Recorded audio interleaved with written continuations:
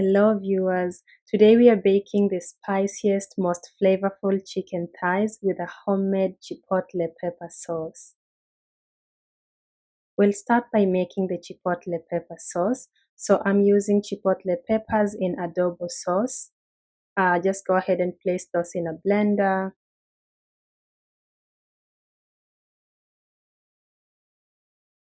And then add yellow onion, garlic, cloves, some cilantro. And because I'm baking chicken, I love rosemary, so I added some rosemary in there and then I blended this and I set it aside. Now let's prepare the chicken thighs.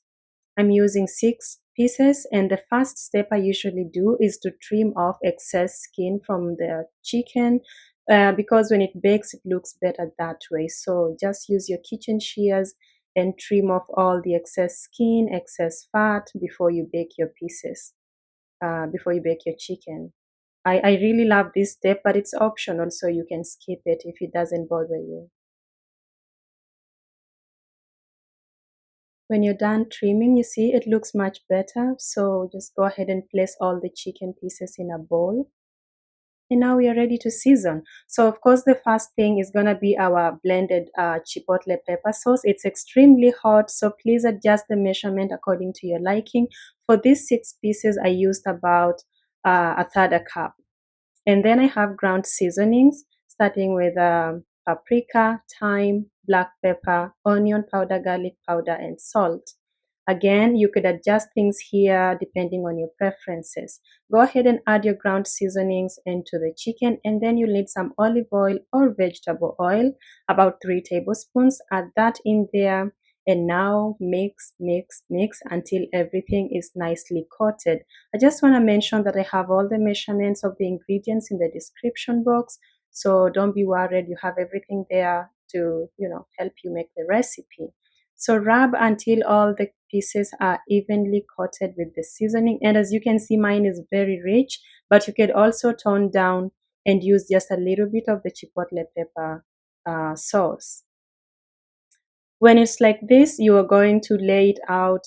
You could marinate it in the bowl, but to cut down the work, I just laid it onto the baking tray right away, and then yeah, I'm just spreading the remaining sauce here, like from the mixture. But you can skip this because the thicker the sauce on top of the chicken, the darker it's gonna be when you bake it.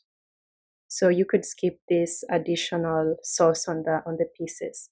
Yeah, at this point, marinate it a little bit, just an hour, nothing more. In fact, 30 minutes is also enough. You can let it sit on the counter for 30 minutes and it's ready to bake, or in the fridge for about an hour. As it marinates, let's quickly cook the remaining sauce because I did not use all of the chipotle pepper sauce. So add about a tablespoon of oil, 2 tablespoons, onto the pot, and then add your sauce and add some water, as you kind of get the whole thing from the blender. Add in some water, it allows it to cook fully, and then it's gonna, the liquid is gonna dry out and it will thicken and be well done. Now the chicken is ready to go into the oven, so bake it at 400 F for about 40 minutes. Do not let your chicken overcook. It's gonna be juicy when it's cooked just enough.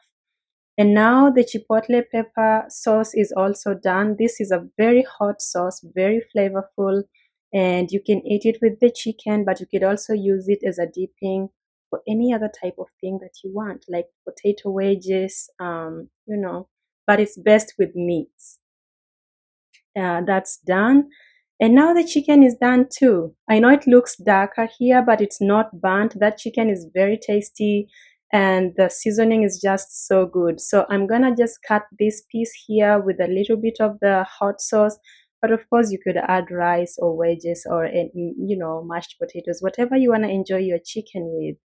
And yeah, I'm just cutting it to show you that it's well done. It's juicy, it did not overcook. I baked this for just 40 minutes at 400 and it was done. But of course, depending on how big your sizes are, you might want to adjust the time a little bit. Yeah, so again, the sauce is very hot, so I hope you love it. Very, very flavorful too. So we're coming to the end of this recipe and I'm just so happy you stopped by.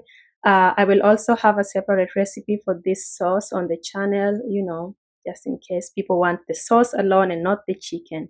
But yeah, thank you for stopping by, and I hope to see you in another of my videos. Bye bye for now.